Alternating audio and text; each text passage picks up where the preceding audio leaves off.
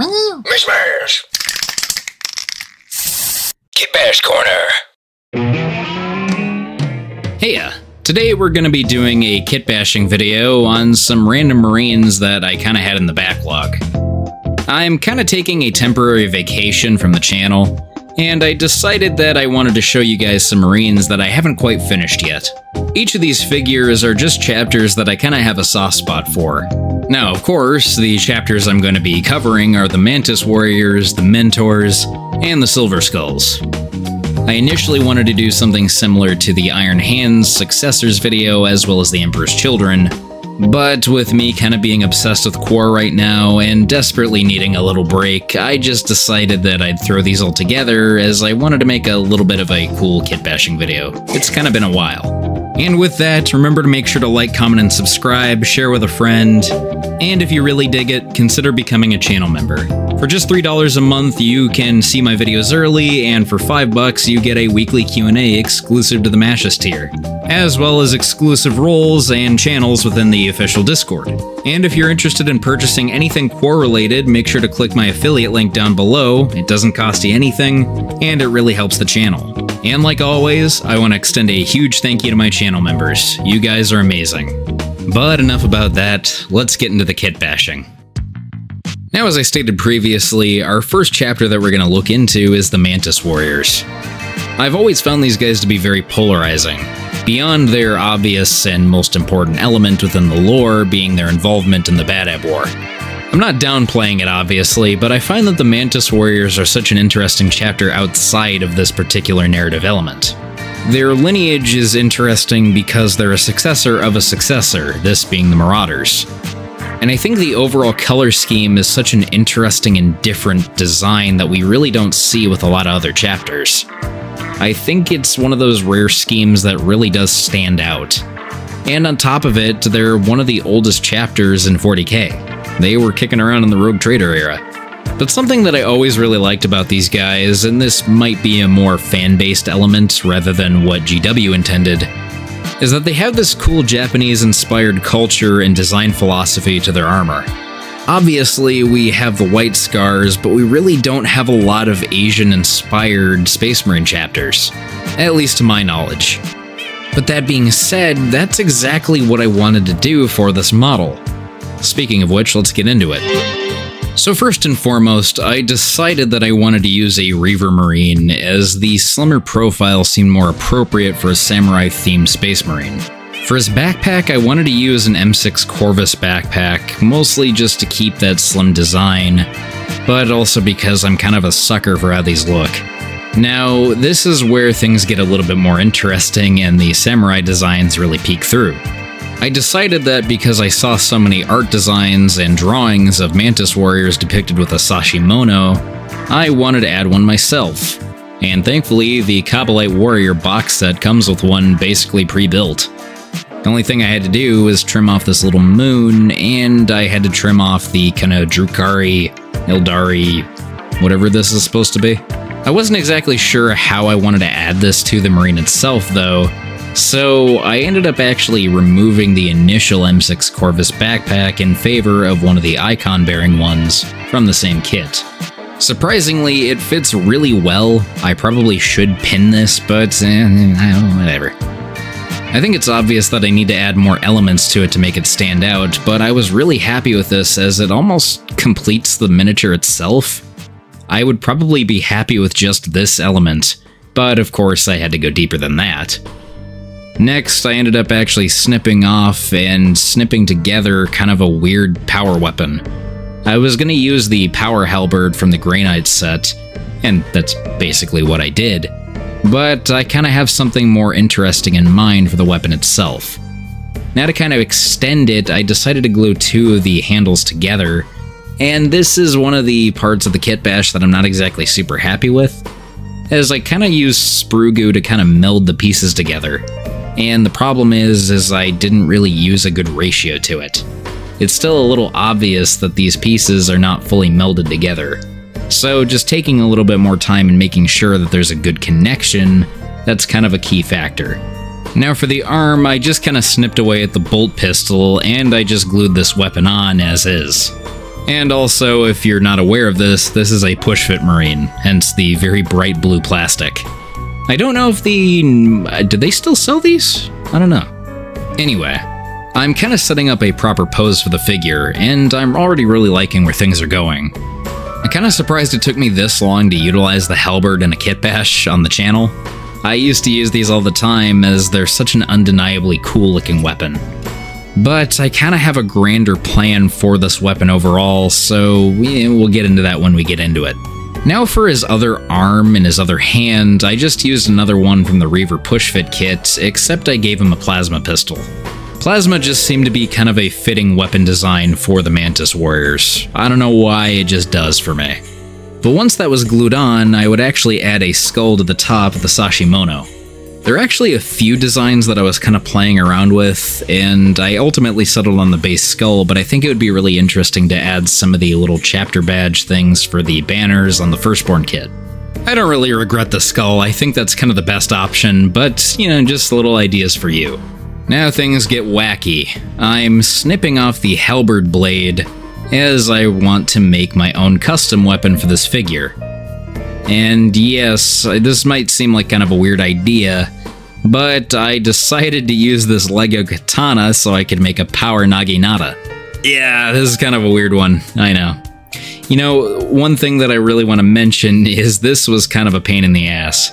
The Lego sword itself is made of kind of a rubberized plastic, so gluing it on, it ends up looking kind of weird. Though I'm not disappointed, I think this looks really awesome. Now if I were to go back on this, I'd probably want to use the curved chainsword from the White Scars upgrade kit, as that would be kind of an interesting addition as well, and it might scan more as a naginata, I don't know. At the same time, the Lego is so goofy, man, how can I not commit to this? It's undoubtedly a really janky and silly thing to kitbash onto a figure, but I think it really does look cool. I really do gotta get this figure painted up at some point, as I'm really proud of this guy. But I can easily say the same about the next two. Speaking of which, the next Marine that I kitbashed is one of the Mentors. I've always found the Mentor's color scheme in particular to be one of those things that's always caught my eye. In fact, the reason I discovered the Mentors is because of the old Deathwatch kit, and I actually painted one up ages ago. But oddly enough, it wasn't until recently that I actually took a deeper look into their lore. So if you're unfamiliar with the Mentors, these guys actually depict themselves with a color scheme of a now renegade chapter known as the Star Scorpions. Basically, these guys disappeared into the warp and became a Chaos chapter, unbeknownst to the Imperium. But in kind of a way of honoring the chapter, the Mentors don their color scheme. And these guys are also one of those chapters that have been kicking around since the old days of 40k. Their old chapter insignia is freaking wacky. Now beyond that, these guys are really weird in terms of their organization. They're almost kind of renegade in terms of their functionality. They kind of just ignore orders from Imperial officers and Imperial command. And when it comes to reinforcing other chapters or just getting their own things done, they basically send either one or, in rare cases, a squad of Marines to get the job done. I kind of see these guys as the equivalent of Space Marine cleaners. Don't make me say it again. I'm a cleaner. But without further ado, for the Kitbash, I actually ended up using this Primaris Lieutenant from the original Dark Imperium box. Yeah, I've had this guy for a while, and I just decided to strip him. And as you can see on his base, I ended up using the little piece they ended up getting with the Tech Marine kit. I still had this piece knocking around since I used the actual Tech Marine for like 3 other different Kitbashes, so I figured I'd give it to this guy.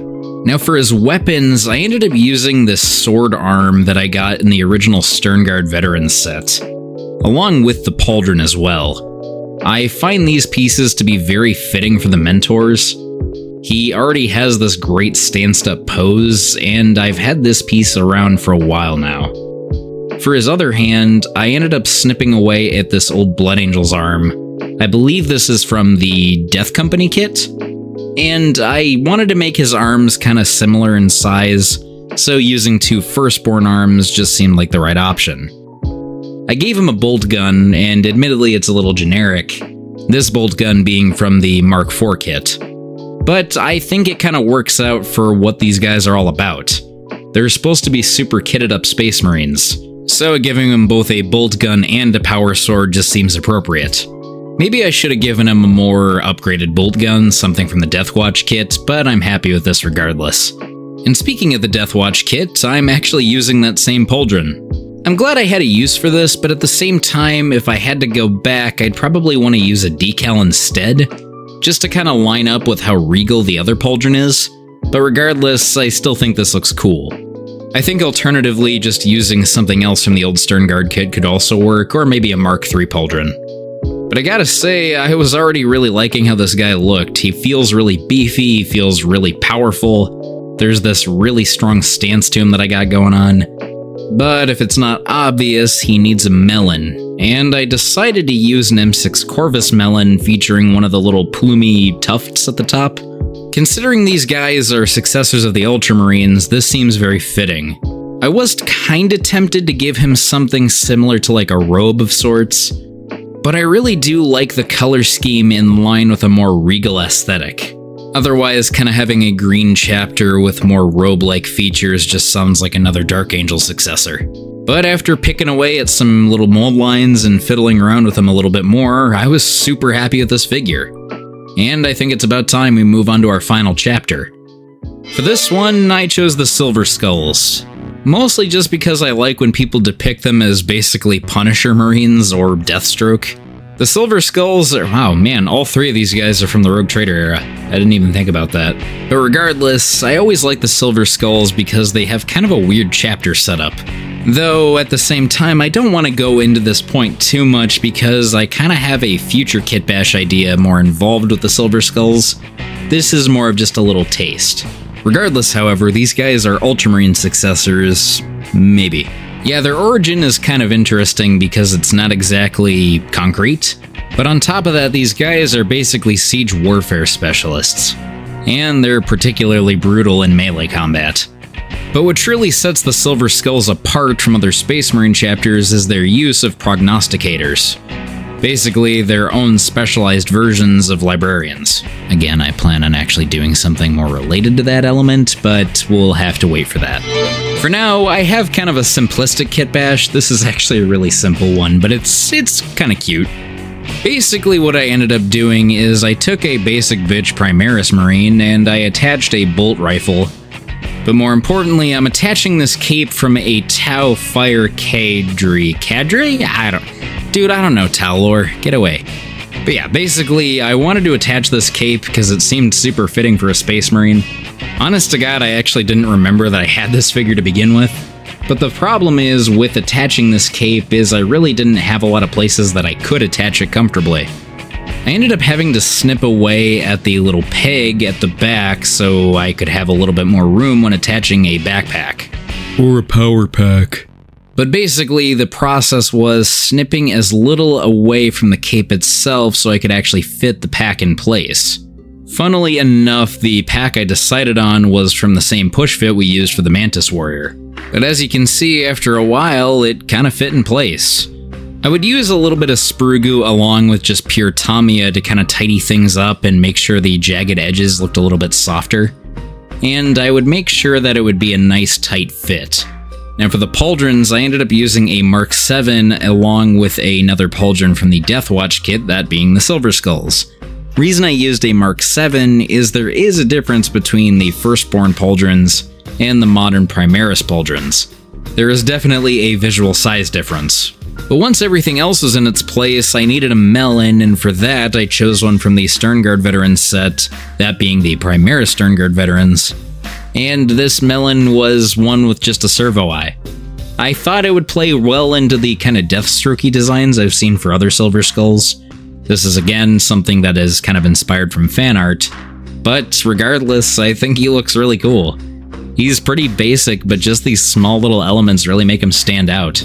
Something about the cape kind of being around the midsection really makes it look a little bit more menacing. I don't know why, but it kind of gives this mercenary look to him. But with that, I've been left with 3 really good looking figures. I just need to put paint on them. And I'm sure I will soon. There's just been so many other projects that have kind of distracted me, but hey, it is what it is. Anyway, I think I've been flapping my beak way too much for one video, so at the very least, I hope I inspired you with these kit bashes. And if I did, make sure to leave a like, comment, and subscribe, share it with a friend, and don't forget to mishmash Kitbash and paint some fantastic miniatures. And you're gonna. I promise. See ya.